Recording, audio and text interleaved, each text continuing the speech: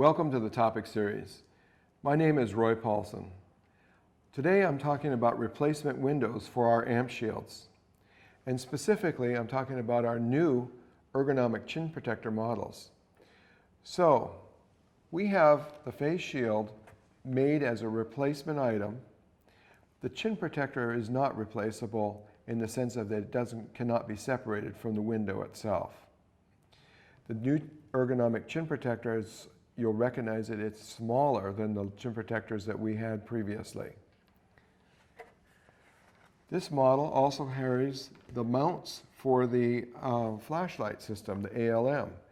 And so when you see this mounting base here, you know that you'll be able to attach your flashlight to the face shield. These holes that are across here at the top indicate that it is a model that fits into the AmpShields because it has this unique 3-hole design with these keyholes at the ends.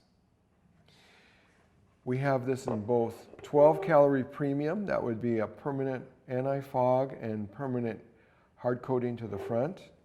A 12-calorie standard model, which is anti-fog only to the interior. And a 20-calorie premium model, hard coated to the front, anti-fog to the interior.